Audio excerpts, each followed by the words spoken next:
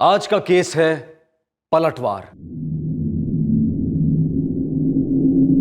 फैसला ले लिया गया था, साजिश की चिंगारी सुलगा दी गई थी। शिकार की हर चाल पर शिकारी की आंखें घात लगाए बैठी थी। एक जुर्म होने को था।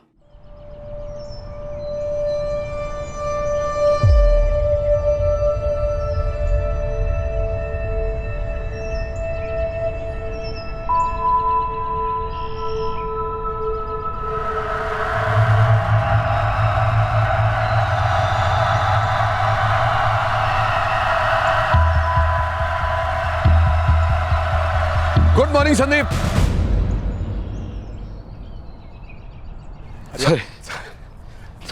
Sorry. Good morning Laxman. Good morning Jaydeep. क्या यार आज फिर से लेट, पूरे 5 मिनट लेट हो तुम लोग। मेरी गलती नहीं है भाई। अरे यार मेरी गलती है, कल रात में लेट सोया था। कोई बात नहीं यार, अब 5 मिनट ही लेट हुए हैं। 5 मिनट में कौन सी दुनिया इधर की उधर हो गई। लक्ष्मण अरे 5 मिनट क्या, 5 सेकंड में मौत जिंदगी को चुरा सकती है। संदीप फिलोसफर हो गया है, बड़े बड़े डायलॉग्स मार रहा है।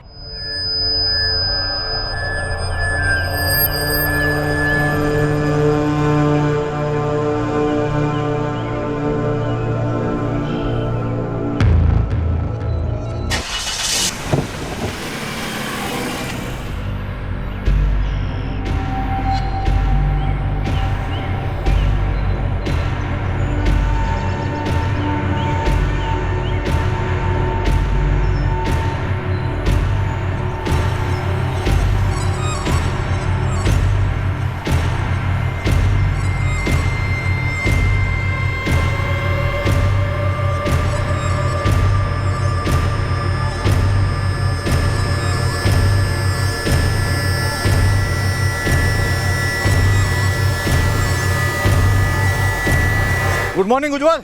मॉर्निंग। 3 तिगाड़ा आज फिर लेट ना। सही है यार तुम्हारा। अरे भाई उज्जवल, हम तो वक्त के वफादार हैं, बेवफाई तो इन दोनों ने की है। भाई मेरी कोई गलती नहीं है, पर मेरे को गारंटी है ये बिल मेरे पे पड़ेगा। अरे नारायण, 4 चाय गर्मा गर्म। हाँ उज्जवल भाई।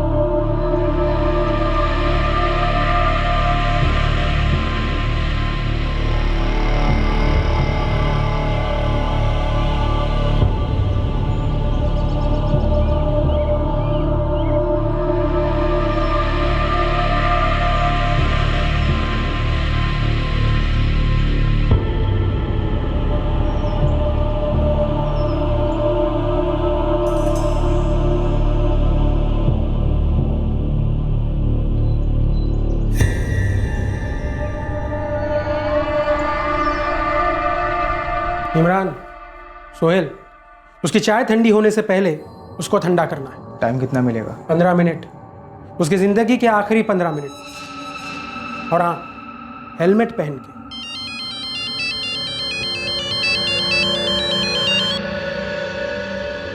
भाई जी, शिकारी तैयार है, बस शिकार का गुड न्यूज़ सुनना बाकी है। गुड न्यूज़ कब दे रहे हो पवन? कल डन कर देंगे। परसों के अखबारों की हेडलाइंस चीखनी चाहिए पवन। बिल्कुल चीखेंगे जी, अखबार, न्यूज़, इंटरनेट सब पे यही खबर चीखेंगी। और एक बात पवन, गोलियां चाहे जितनी भी बरसाओ, एक गोली सीने के आर पार होनी चाहिए। ऐसा ही होगा भाई जी।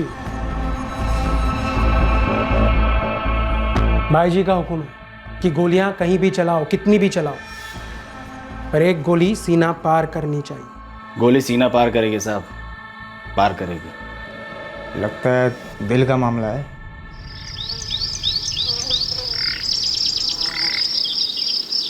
लक्ष्मण 5 मिनट में मिलते हैं। अरे अभी तो उठाओ यार। अरे यार कुछ नया बोलो भाई।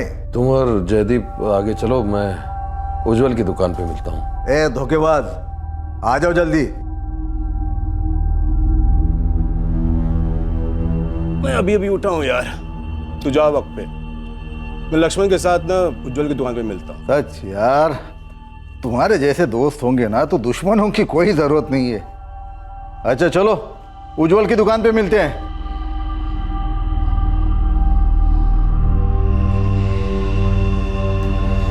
उतर गया वॉकिंग शॉकिंग का भूत। चढ़ा दूं चाय? कोई आए या ना आए, मैं तो जाऊंगा और चाय उज्जवल की दुकान पर ही पीऊंगा। अब चलूं? शिकारियों के आका की एक खास मांग थी, एक गोली सीना छलनी कर दे, दिल के चिथड़े उड़ा दे। शिकार की जगह और समय पर मौत की मोहर लगा दी गई थी। अब सवाल यह था कि आखिरकार शिकार था कौन?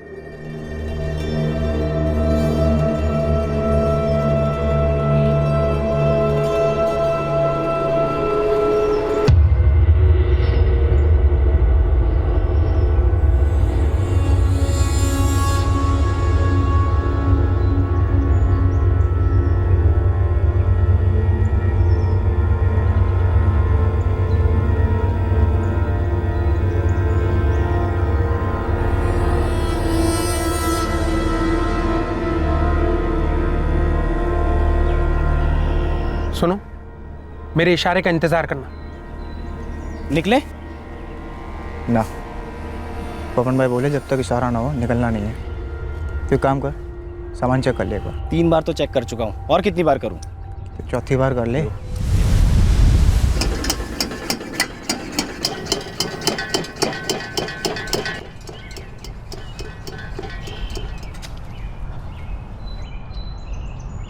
गुड मॉर्निंग उज्जवल। गुड मॉर्निंग जी, मॉर्निंग। आज अकेले अकेले? हाँ साले, लक्ष्मण और जयदीप आज फिर से धोखा दे गए। ऐसा नहीं है, मेरी बात हो गई, दोनों आ रहे हैं। अरे मुझे तो लगा आएंगे ही नहीं। अरे ऐसे ही उन दोनों का ना कुछ सरप्राइज देने का प्लान है आपको। हाँ। हाँ। अरे नारायण, 4 चाय। जी भैया। हाँ।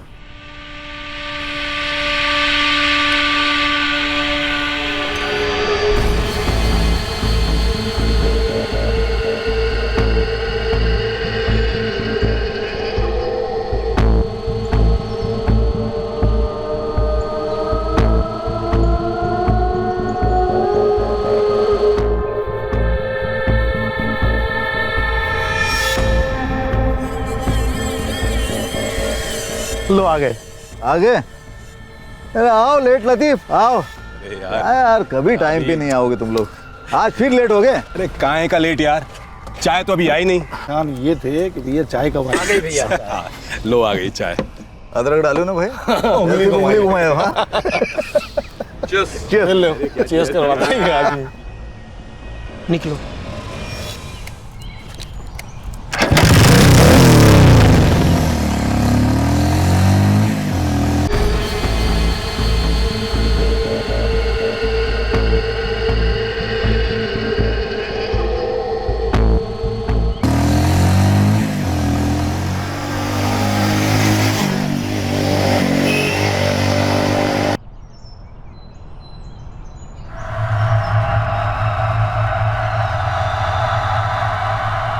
अरे यार मैं तो भूल ही गया था, आज अनाज की डिलीवरी है।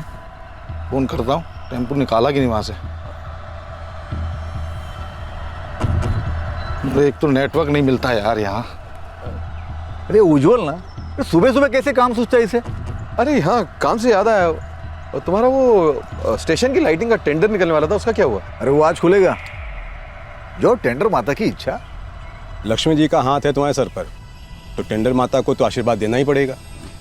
वैसे सरकारी टेंडरों का सरदर्द ना हर किसी के बस की बात नहीं, मानना पड़ेगा बॉस। आता है तुम्हें। सालों साल पापड़ बेले में नहीं, संधेरे में। अब जाके रोशनी की एक किरण नजर आ रही है, अब जाके सांस ले पा रहा हूं मैं। ये सरकारी ठेके मतलब दोधारी तलवार है, एक तरफ लक्ष्मी माता है तो दूसरी तरफ साक्षात यमराज।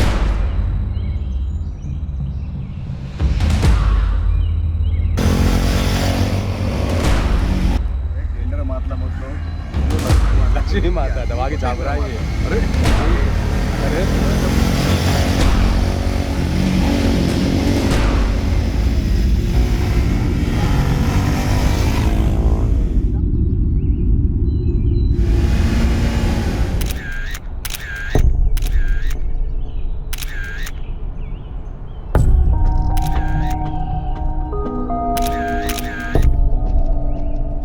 साहब, पहले तो समझ में नहीं आया कि हो क्या रहा, फिर अचानक गोलियों की आवाज सुनाई दी। हम तो डर के मारे अपने ठेले के नीचे बैठ गए। वो आदमी ऐसे गोलियां चला रहा था जैसे कोई पेड़ों को पानी देता है। तीनों पे गोलियां चला रहा था, संदीप, जयदीप और लक्ष्मण पर। अंधाधुंध गोली दाग रहा था, जिसे लगी तो लगी बस। 2 लोग थे, सिर्फ 2? हाँ साहब, मोटरसाइकिल पे आए थे और हेलमेट पहन रखी थी। बाइक का नंबर? मौत मिस कॉल दे गई तो बाइक का नंबर कौन देखता। वो लोग चले गए तो भी साहब मुझसे हनुमान चालीसा नहीं निकल रही थी। लेकिन बेटा अंकित, ऐसा कैसे हो सकता है? ताया जी, हमें कुछ नहीं पता कि क्या हुआ, कैसे हुआ। पापा तो बस रोज की तरह मॉर्निंग वॉक पर ही गए थे। बेटा, डॉक्टर क्या कह रहे हैं? कहने के लिए कुछ नहीं रहा। पापा नहीं रहे ताया जी।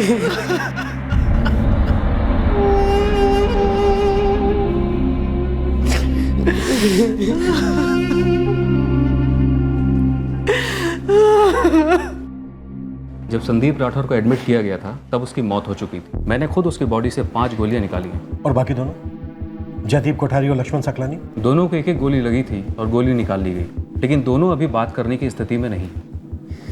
सर, हम चारों की रोज़ वहाँ मंडली बैठती थी। हम लोग चाय पीते थे, गपशप करते थे। बस 2 मिनट के लिए मैं वहाँ से फ़ोन करने के लिए हिला और... फ़ोन? इतनी सुबह सुबह किसे फ़ोन करना था? मेरा अनाज की डिलीवरी आने वाली थी सर। डिलीवरी वाले से ऐसी क्या बात करनी थी जो इनसे इतनी दूर जाकर करनी पड़ी? और वहाँ नेटवर्क नहीं आ रहा था तो मैं बगल में चला गया था। मुझे कुछ एक्स्ट्रा सामान मंगवाना था सर। फिर मैं उससे बात करने लगा और इस बीच में सब कुछ हो गया सर। जब तक गोलियाँ चल रही थी सर, डर के मारे मैं वहाँ से हिला तक नहीं। इतनी सारी गोलियाँ बरसाई गई, क्या किलर ने इस बीच में गन रिलोड की थी? नहीं सर, लगातार गोलियाँ चल रही थी सर। वो लोग बाइक से जब वापस चले गए तब मैं वहाँ पहुँचा। लक्ष्मण और जयदीप तो घायल हो गए थे सर, लेकिन संदीप सर ढेर सा हो गया। ढेर सा? उज्जवल जी, संदीप उस वक्त जिंदा था या मर चुका था? सर बेहोश तो था, लेकिन जिंदा था कि नहीं ये नहीं कह सकता सर। उसके बाद हम लोगों ने एम्बुलेंस को फ़ोन किया, आपको फ़ोन किया, सर यहाँ लेके आए। फिर डॉक्टर ने बताया कि एडमिट होने से पहले ही मेरा दोस्त मर चुका था सर। दोस्त? मतलब ये तीनों, संदीप राठौर, जयदीप कोठारी, लक्ष्मण सकलानी, आपके दोस्त थे? सर मैं तो इतनी सुबह दुकान ही इनके लिए खोलता था सर। हम लोग गपशप करते थे, दिन की शुरुआत हम लोग एक साथ करते थे सर। बगल में नारायण की चाय की दुकान है सर, वहाँ से चाय आती थी, चाय पीते थे, बातचीत करते थे, फिर वो लोग वापस चले जाते थे सर। बेटा संदीप का? हाँ सर, अंकित। और वो संदीप की पत्नी रश्मि भाभी, कुसुम भाभी, जयदीप की पत्नी बीना भाभी, लक्ष्मण की पत्नी सर।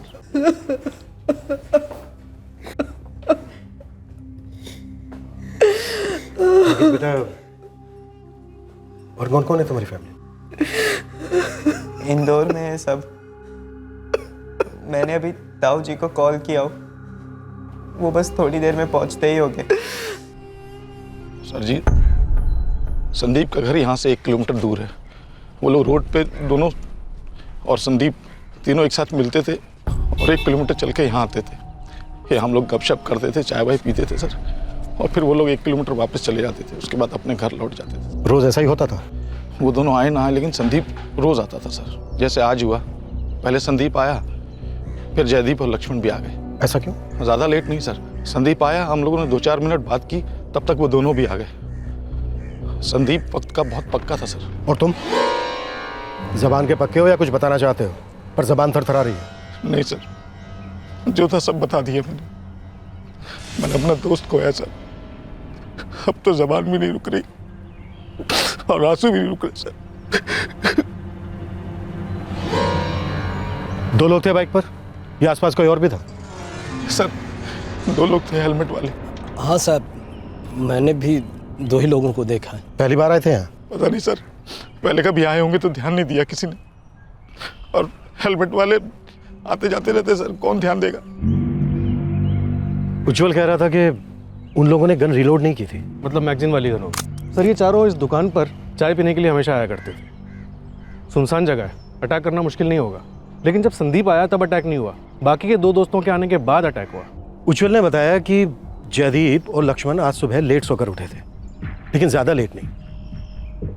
लेकिन फायरिंग तीनों पर की गई। क्या हत्यारे तीनों को खत्म करना चाहते थे? अगर वो तीनों को खत्म करना चाहते थे तो वो नाकाम रहे, क्योंकि मरा सिर्फ संदीप है, बाकी दो तो जिंदा है। चौथा दोस्त उज्जवल, वो भी जिंदा है, उसे तो खरोच तक नहीं है। रूटीन था इनका। चारों दोस्त मिलकर चाय पीते थे। आज दो दोस्त लेट पहुंचे और उज्जवल फायरिंग के वक्त था नहीं, वो फोन करने गया था। फोन करने, इतनी सुबह सुबह सप्लायर को फोन करने।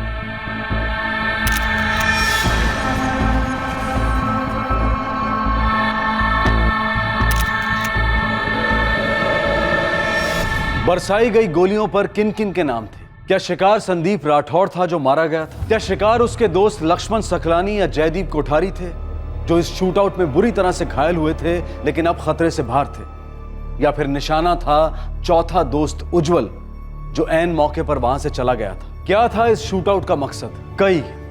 कई सवाल उठ रहे थे इस केस में, लेकिन जैसे जैसे जवाब मिलते गए ये बात साबित होती गई कि ये केस मॉर्निंग वॉक की तरह सरल और सिंपल तो बिल्कुल ही नहीं था। कोई हम पर गोलियां क्यों चलाएगा, और वो भी चुपचाप मॉर्निंग वॉक के दौरान? पर आप तो आज मॉर्निंग वॉक के लिए नहीं जाने वाले थे ना? बिल्कुल जाने वाला था। हाँ, थोड़ा देर से उठा, इसलिए संदीप को फोन कर दिया था कि तुम निकलो, मैं तुमसे उज्जवल की दुकान पे मिलता हूँ चाय के लिए। हाँ, आप लोग चाय के लिए मिले, लेकिन ऐसा क्यों हुआ कि उज्जवल वहां से सही टाइम पर चला जाता है, आप दोनों को एक एक गोली खा के अंदर जाने के लिए छोड़ दिया जाता है, और शिकार सिर्फ संदीप का होता है? इसी बात का तो दुख है कि उस अफरा तफरी में हमें पता ही नहीं चला कि संदीप पीछे रह गया है। हाँ सर, हम लोग लेट पहुंचे। मेरी बात हुई थी उज्जवल से। हाँ उज्जवल, मैं और लक्ष्मण पहुंच रहे हैं। थोड़ा लेट हो गया निकलने में यार। संदीप निकल चुका है, हम लोग चाय पे मिलेंगे, ठीक है? हम क्यों भागे? मतलब आप कहना चाहते हैं कि वहीं रुकते, गोलियां खाते? मैंने पूछा कि आप वहां से भाग गए तो संदीप क्यों नहीं भाग पाए? मुझे कुछ समझ में नहीं आ रहा था, मैं तो अपनी जान बचा रहा था। अच्छा, ये उज्जवल फायरिंग शुरू होने से कितनी देर पहले गया था? मेरा मतलब कितने मिनट पहले गया था? एक तो नेटवर्क नहीं मिलता यार यहाँ। 1-2 मिनट पहले, मुझे कुछ ठीक से याद नहीं। अचानक मुझे याद आया कि मेरी अनाज की डिलीवरी है, तो फोन करने चला गया था मैं। सुबह के 6:30 बजे। 6:30 नहीं सर, 7:15 बजे। अरे यार, मैं तो भूल ही गया था, आज अनाज की डिलीवरी है। कमाल है, एग्जैक्ट टाइम याद है। सर मैंने घड़ी देखी थी उस समय। आप अकेले नहीं हैं उज्जवल जी जिसने उस वक्त घड़ी देखी थी। समझा नहीं सर, क्या बोलना चाहते हैं आप?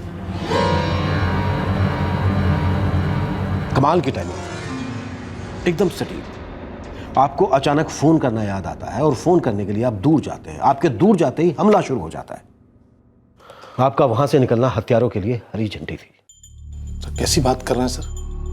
संदीप मेरा दोस्त है सर, सालों की दोस्ती है हम लोगों की, और आप मुझ पे शक कर रहे हैं सर? शिकार हुआ है उज्जवल जी, तो शक तो होगा ही।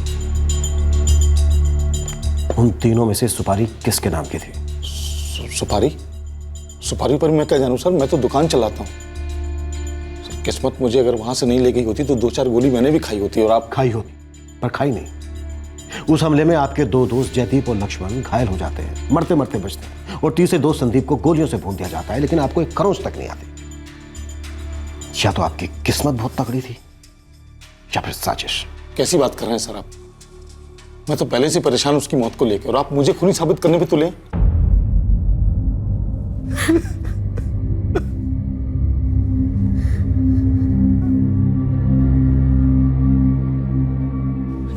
जी समझ रहा हूं मैं, लेकिन मेरे भाई की बॉडी कब मिलेगी हमें? अच्छा, नीता, मुझे पुलिस स्टेशन बुलाया गया है। संदीप की बॉडी हमें कल मिलेगी। तुम रश्मि का ख्याल रखना। मैं भी चलूं पापा? नहीं बेटा, तू अंकित के पास रुक।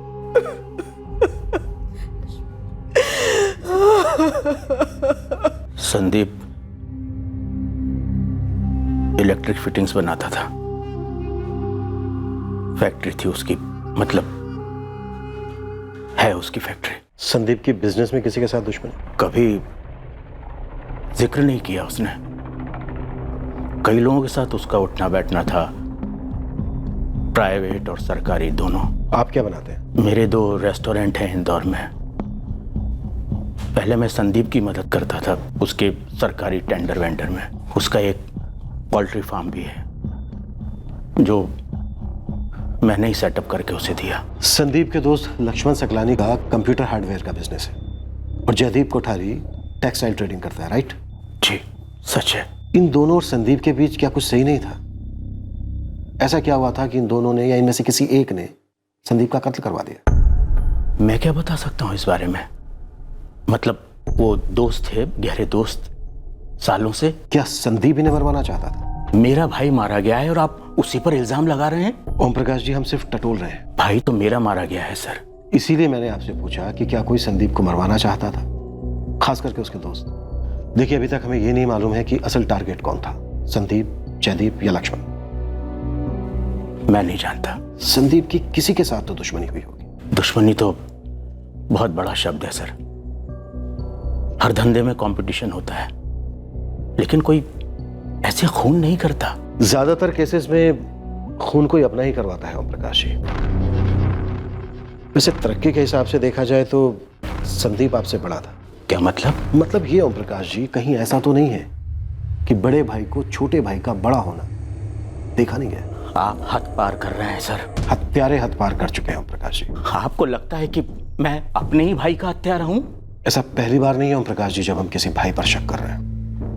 ये सच है कि खून पानी से गाढ़ा होता है, लेकिन ये भी उतना ही सच है कि जलन और लालच खून से भी गाढ़े होते हैं। हमारे माँ बाप बचपन में गुजर गए थे। हम एक दूसरे का सहारा बनकर बड़े हुए, और आज वो मेरे पास नहीं है। कितनी दूर निकल गया। उसे दूर भेजने वालों को हम ऐसे निकलने नहीं देंगे। जितना दूर जाना है, गहराई में जाना है, हम जाएंगे। और जब तक कत्ल का असली कारण पता नहीं चल जाता, हमारी शक की गोलियां सब पर बरसती रहेंगी।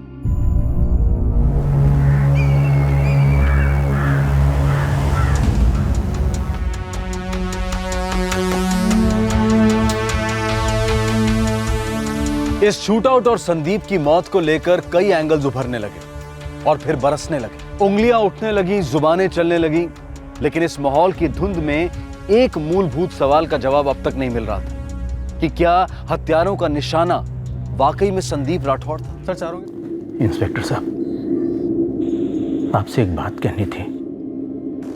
वो दरअसल मेरे बेटे सुमित ने याद दिलाई मुझे। ये 1 साल पुरानी बात है। राजेश सक्सेना। राजेश सक्सेना? हाँ, उसकी भी इलेक्ट्रिकल फिटिंग्स की फैक्ट्री है। रायसेन में? हाँ, रायसेन में। जो कुछ भी हुआ था मेरी आंखों के सामने हुआ था।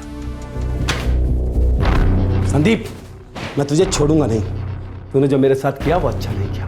और एक बात मेरी आज तू अच्छे से सुन ले। जो लोग दूसरों की पीठ में छुरा घोंपते हैं ना, उन्हें यह नहीं भूलना चाहिए कि उनकी भी एक पीठ है और उस पर भी कोई छुरा घोंप सकता है।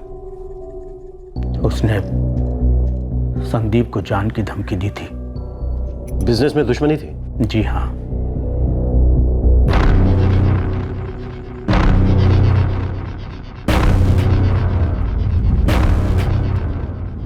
मुझे अभी भी डाउट है जयदीप, लक्ष्मण और उज्जवल को लेकर। सर चारों के फोन रिकॉर्ड्स मंगवाए और लोकेशन ट्रैकिंग रिकॉर्ड्स भी। एक एक कॉल, एक एक लोकेशन स्कैन करो। संदीप राठौड़ को अगर उस वक्त मार दिया गया होता जब वो अकेला था, तो हत्यारों को ढूंढना इतना मुश्किल नहीं होता। ये लोग लेट पहुंचे, पर पहुंचे, और उज्जवल बहुत ही चालाकी से वहां से निकल गया। शूटर्स ने गलती से शायद इन दोनों को घायल कर दिया होगा। इन्हें शायद पहले से मालूम था कि अटैक होने वाला है। पॉसिबल है सर। वैसे आज मैं शशिकांत गौर से मिलने जा रहा हूँ। ये संदीप राठौड़ का काम मैनेज करता था, पोल्ट्री फार्म और इलेक्ट्रिकल यूनिट दोनों जगह। डिटेल ग्रिलिंग करो नवीन। पता तो चले कि इलेक्ट्रिकल फिटिंग्स में कहां शॉर्ट सर्किट हो रहा है और पोल्ट्री फार्म के अंडों में कौन से राज छिपे हैं।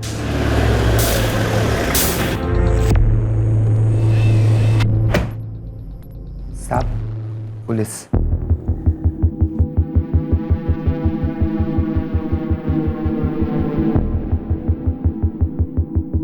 संदीप राठौड़ की मौत से बहुत खुश हुए होंगे आप। मैं खुश क्यों होने लगा इंस्पेक्टर? मैं तो वो न्यूज़ पढ़कर बुरी तरह से चौंक गया था। चौंक गए थे? वो भी बुरी तरह से? लग तो नहीं रहा है। आपने तो खुद उसे जान से मारने की धमकी दी थी। सुना है धंधे में कच्चे पर जबान के बड़े पक्के हैं।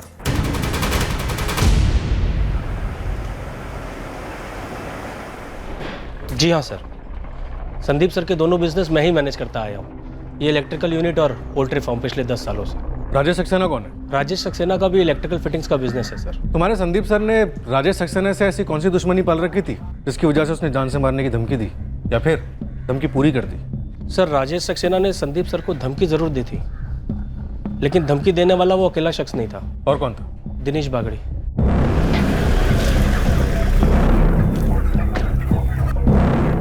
संदीप, वो होटल मेरा क्लाइंट था। हाँ, तो मैंने कब मना किया? वो होटल तुम्हारा क्लाइंट था, अब वो मेरा क्लाइंट है। वर्तमान को मान लो बागरी। अरे भाड़ में गया तेरा मान और वर्तमान। ये कोई तरीका होता बिजनेस करने का? किसी दूसरे के क्लाइंट को छीनना, उनके कॉन्ट्रैक्ट को इस तरह हड़पना। प्यार और जंग में सब कुछ जायज होता है। और धंधा तो प्यार और जंग से बढ़कर है ना। साले चीटिंग की है तूने, और चीटिंग जायज नहीं होती। अरे काहे की चीटिंग? तूने तेरी कोटेशन दी, मैंने मेरी कोटेशन दी, कॉन्ट्रैक्ट मुझे मिल गया, बस बात खत्म। गलत। तूने अंडरकटिंग की है, मुझसे छीना ये कॉन्ट्रैक्ट। लेकिन एक बात याद रखना, जो दूसरा का पत्ता काटता है ना, वो खुद बहुत जल्दी कटता है। सर, उसके बाद मैंने संदीप सर को बोला भी था, आगाह किया था। जाते आते बागरी जान की धमकी दे गया। मैं समझ गया, लेकिन अब करे तो क्या करे? धंधा है। धंधे में ऊपर चढ़ने के लिए दूसरे को नीचे गिराना ठीक नहीं होता।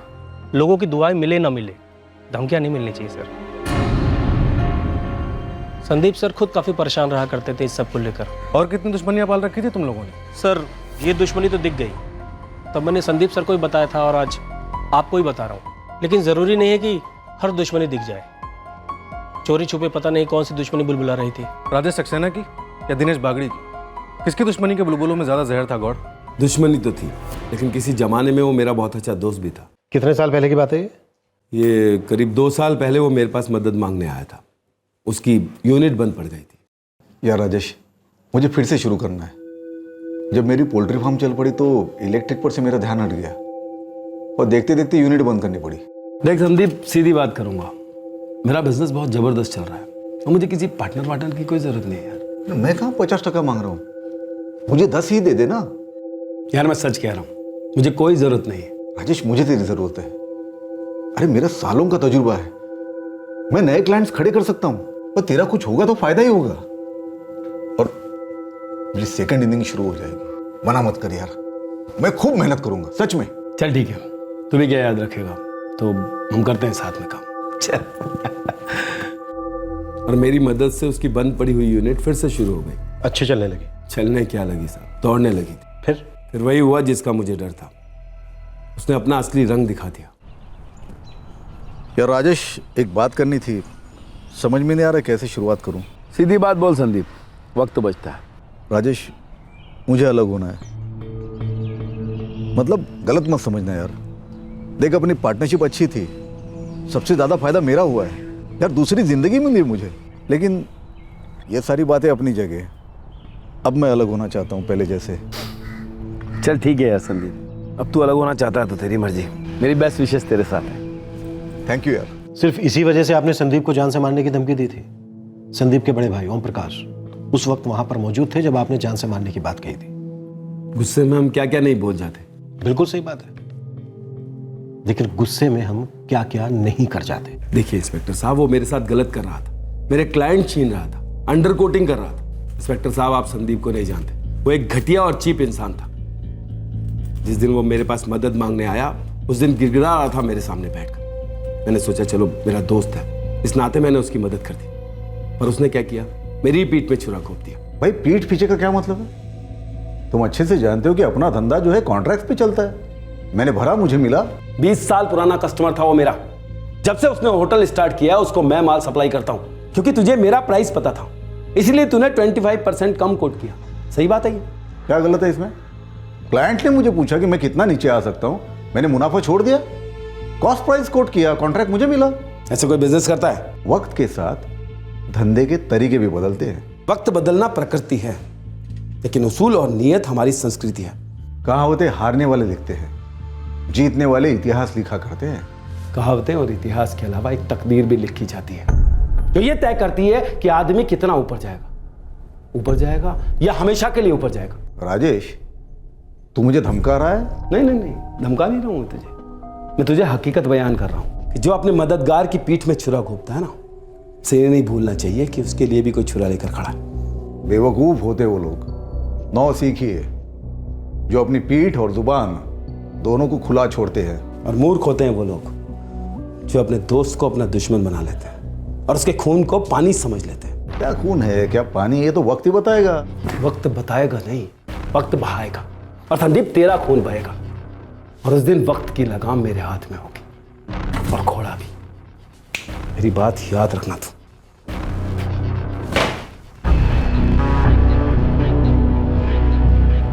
ये सब क्या है संदीप? ये खून खराबी की बातें? भाई साहब, ये बातें हैं, सिर्फ बातें हैं। अक्सर हारने वाले ज्यादा बोलते हैं, लेकिन झूठ को 100 बार सुनाने से झूठ सच नहीं बन जाता ना। अपने धंधे में सच तो यह है कि धंधा जिसने लाया धंधा उसका हो गया। भाई साहब, मैंने बिजनेस लाया, उसने बिजनेस खो दिया। इस बात को ये बुद्धू समझ नहीं पा रहा है, खामखा दिल पे ले रहा है और सीधे उसके दिल में गोली दाग दी। जी नहीं इंस्पेक्टर साहब, किसी के खून में रोटी डुबोकर खाना मेरे खून में नहीं है। तो फिर संदीप का खून क्यों बहाया राजेश? देखिए इंस्पेक्टर साहब, मैंने उसे नहीं मारा। मैं गुस्से में उसके ऑफिस जरूर गया था, मैंने उसे धमकी भी दी, लेकिन वो गुस्सा मैं उसी की दहलीज पर थूक कर आ गया था। लेकिन एक बात मैं अच्छी तरह से जानता था कि कोई ना कोई एक ना एक दिन ये कांड जरूर कर बैठेगा। और ये कोई ना कोई है कौन? ये मैं कैसे बता सकता हूँ आपको? सच कहूं, हमारे कुछ सुनते भी नहीं बागरी। देखिए, आप भी तो धमकी दे रहे हैं, हम सब देते हैं। मैंने भी दी थी धमकी संदीप राठौड़ को, लेकिन मैंने ना उसे मारा है और ना ही मरवाया है। अंडर कटिंग कर करके बिजनेस करता था वो अपनी मौत को खुद न्योता दे रहा था। लेकिन सॉरी, मैं वो आदमी नहीं था जो मौत का पैगाम लेके आया। लेकिन सच कहूं सर, मुझे उसकी मौत पर रत्ती भर भी खेद नहीं। पक्का और कुछ नहीं कहना है तुम्हें? सोच लो, हम तुम्हारा दरवाजा दोबारा खटखटाएंगे। अब गलत दरवाज़ा खटखटा रहे हैं इंस्पेक्टर। मैं लाशों पर सौदे नहीं करता।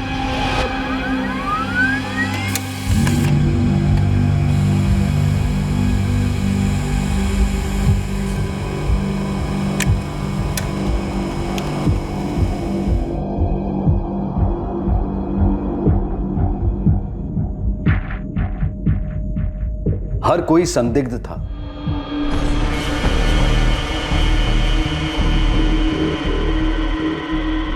लेकिन इतने सस्पेक्ट्स होने के बावजूद पुलिस को किसी की ठोस इन्वॉल्वमेंट नजर नहीं आ रही थी। संदिग्धों की बारिश हो रही थी, पर सुरागों का अकाल था। सर, संदीप के तीनों दोस्तों के फोन रिकॉर्ड्स एकदम क्लीन है। और वो हेलमेट पहने हमलावर, उनका कुछ पता चला? सब दोनों किराए के हथियारे लगते हैं। जिस हिसाब से शूट आउट हुआ है, उससे तो मुझे यही लगता है कि कॉन्ट्रैक्ट किलर का इस्तेमाल करने वाला मास्टरमाइंड बहुत ही चालाकी से अपना गेम खेल गया। उसने प्लानिंग किसी और से करवाई, इंतजाम किसी और से करवाया और अंजाम किसी और ने दिया। इतनी अच्छी प्लानिंग कि कोई भी कड़ी जुड़ ना पाए। सर, हमारे सबसे खास खबरी पिछले 4 दिनों से लगे पड़े। अगर कोई कमजोर कड़ी होगी तो जरूर मिल जाएगी। इन बातों से एक चीज तो सामने उभर कर आई है कि जिन 2 लोगों ने संदीप को जान से मारने की धमकी दी थी, वो इसलिए दी थी क्योंकि संदीप अंडर कटिंग का मास्टर बन गया था। कोई और भी हो सकता है जिसने संदीप को जान से मारने की धमकी दी, जो उसके आसपास के लोगों को पता ना हो सकता है सर। इसके मैनेजर शशिकांत गौड़ ने इस बारे में जिक्र किया था। जरूरी नहीं है कि हर दुश्मनी दिख जाए। चोरी छुपे पता नहीं कौन सी दुश्मनी बुलबुला रही थी। नवीन, एक काम करो, शहर में जितने भी इलेक्ट्रिक यूनिट्स, पोल्ट्री फार्म है, खास करके छोटे, सबको स्कैन करो। कोई ना कोई ऐसा जरूर होगा जो संदीप के अंडर कटिंग की वजह से कुचला गया होगा, पूरी तरह से बर्बाद हो गया हो। Right sir. अब एक बात तो क्लियर है, निशाना संदीप ही था। लगता तो ऐसा ही कुछ है, पर नवीन ऐसा भी लगता है कि शिकारी का शिकार हुआ है, पलटवार हुआ है। मैं आता रहूंगा रश्मि। और बेटा अंकित, जब भी किसी भी चीज की जरूरत हो तो फोन कर देना, हम आ जाएंगे।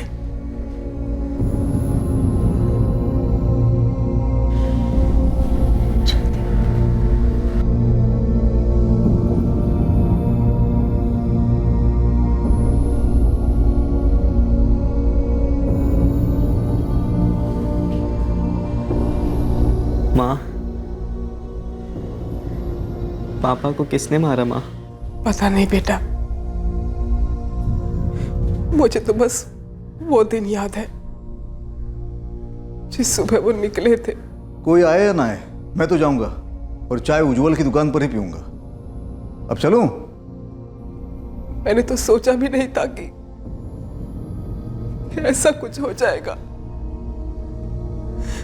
अंकित हर रोज की तरह ही तो एक और दिन था वो। लेकिन माँ, कुछ ना कुछ बात तो ऐसी हुई होगी ना जिसकी वजह से पापा डिप्रेस्ड हुए होंगे।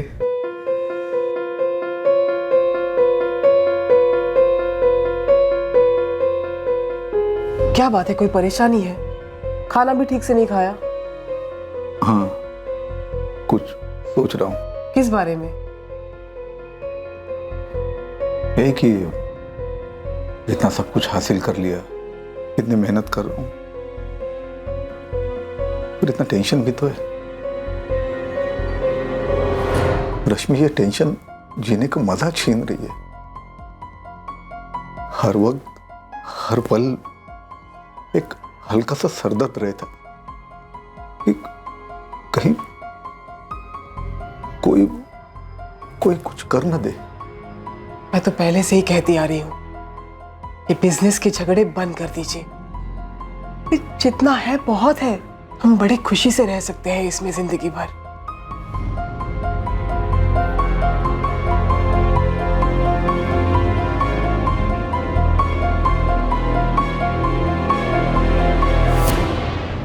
उस्मान, पूरा दिन नहीं मेरे पास, जल्दी बोल। आप तो कह रहे थे कोई विलायती घोड़ा था, मैगजीन वाला, जिसमें एक बार में कई गोलियां फायर होती। साहब एक बात तो पक्की है, दोनों शूटर बाहर के थे, भोपाल से या भोपाल से भी कहीं और आगे से, क्योंकि पूरे ज़िले में इस सुपारी की खबर किसी को भी नहीं थी। देखिए, एक दिन मैं छुट्टी लेता हूँ और दोनों मिलकर बहुत बातें करेंगे, लेकिन इस वक्त एक एक मिनट बहुत कीमती है मेरे लिए, तो काम की बात करें। वैसे मैं बिना सबूत को कोई खबर देता नहीं हूँ, लेकिन आप कह रहे हो इसलिए दे देता हूँ। अंदर की बात है। अंदर मतलब? घर के अंदर?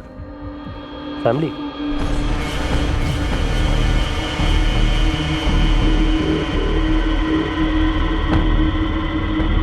वो राजेश सक्सेना की धमकी वाली बात आपने पुलिस को बता दी ना पापा? उसका कुछ निकला? नहीं बेटा, उन्होंने अभी तक कुछ बोला नहीं, बोला तहकीकात जारी है। घर के अंदर किस पे शक है? उसके भाई पर, भतीजे पर, पत्नी या फिर बेटा? मैंने ये कब कहा कि घर के अंदर की बात है? आप ही सब कहे जा रहे हो। और कौन सा अंदर होता है? सोचिए साहब। देख बे, 2 लाफे लगाऊंगा और जितना भी तेरा ये खबरी नेटवर्क का पैसा आता है ना, सारा बंद करवा के अंदर डाल दूंगा, समझा?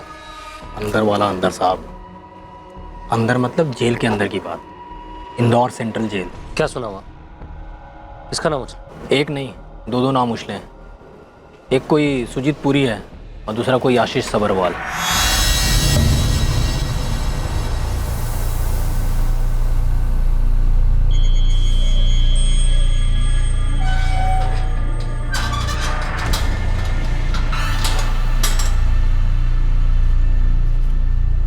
ये जो 2 लोग हैं, सुजीत पुरी और आशीष सबरवाल, इनका संदीप राठौड़ के मर्डर से कुछ कनेक्शन है।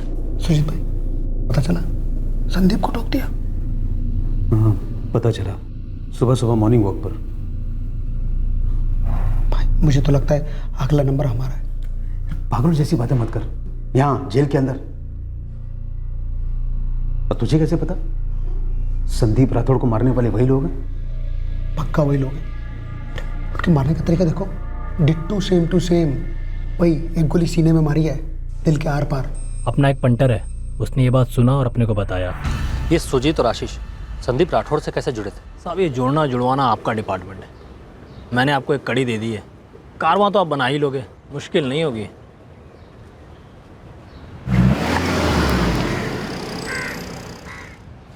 बेटा, तुम्हारा इशारा ललित अजावत की तरफ तो नहीं? इशारा विशारा कुछ नहीं पापा, बस एक ख्याल आया तो बता दिया। अच्छा किया तुमने। मुझे लगता है हमें इस बारे में पुलिस को बता ही देना चाहिए। हाँ, मैं अजय राजावत बोल रहा हूँ। राजावत इलेक्ट्रिकल्स के मालिक हैं आप? हाँ, अब आप भी बताएंगे कौन साहब बोल रहे हैं? साहिबनगर पुलिस स्टेशन से सब इंस्पेक्टर नवीन चोपड़ा बोल रहे हैं। आपसे कुछ सवाल पूछने थे। जो हम रायसेन के सभी इलेक्ट्रिकल मैन्युफैक्चरर से पूछ रहे हैं। किस तरह के सवाल? संदीप राठौड़ को जानते हैं आप? हाँ, जानता था। उसके कत्ल के बारे में सुना मैंने। संदीप को कितनी अच्छी तरह से जानते थे? ठीक ठाक जानता था। हम अक्सर अपनी फेडरेशन के इलेक्शन, मीटिंग्स, एग्जीबिशंस में टकराते थे। ऐसे कोई निजी दोस्ती वोस्ती नहीं थी, लेकिन हम एक दूसरे से वाकिफ थे। इतने वाकिफ थे कि आपसे दुश्मनी पाल पाते? कहीं इस मर्डर में मेरा कोई हाथ है? आप घुमा फिरा के ऐसा तो नहीं पूछ रहे हैं? अजय जी, घुमाना फिराना हम फोन पर नहीं, अपने थाने में करते हैं, और बातों से नहीं, लातों से करते हैं। लेकिन माफ़ कीजिएगा, मैं आपकी धमकी से डरने वाला नहीं हूँ, क्योंकि इस कत्ल से मेरा कोई वास्ता ही नहीं है। एक टिप दूं आपको? हाँ, सुन रहा हूँ। इंसान अगर नंगी तारों को छेड़ेगा तो उसे करंट का झटका लगेगा। ये हमारी इलेक्ट्रिकल इंडस्ट्री का नहीं, कुदरत का नियम है। जैसी करनी वैसी भरनी। संदीप राठौर नंगी तारों को छेड़ रहा था।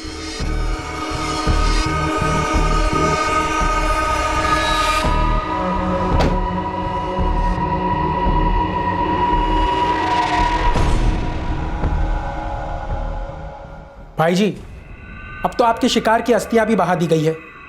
अब तो हमारे पैसे बहने दो। कोई बात नहीं भाई जी, कोई बात नहीं। इतने दिन इंतजार किया है, 2-4 दिन और सही।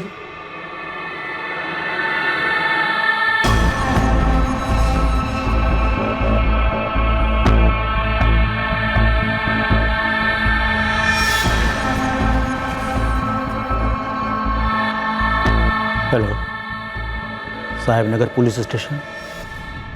मुझे इंस्पेक्टर सूरज राजपूत से बात करनी है। हर बात ये इशारा कर रही थी कि इस अटैक का निशाना संदीप राठौड़ ही था, और इन्वेस्टिगेशन सामने लेकर आई संदीप की बिजनेस में दुश्मनियां जो जान की धमकियों में तब्दील हुई थी। संदीप के तौर तरीकों और सोच पर सवालिया निशान लग रहा था, लेकिन क्या संदीप ही इन शिकारियों का असली शिकार था? अगर जैसी करनी वैसी भरनी वाकई में कुदरत का नियम है, तो उस हिसाब से संदीप राठौड़ के इस हत्याकांड के मास्टरमाइंड का पर्दाफाश होना भी कुदरती नियम होना चाहिए।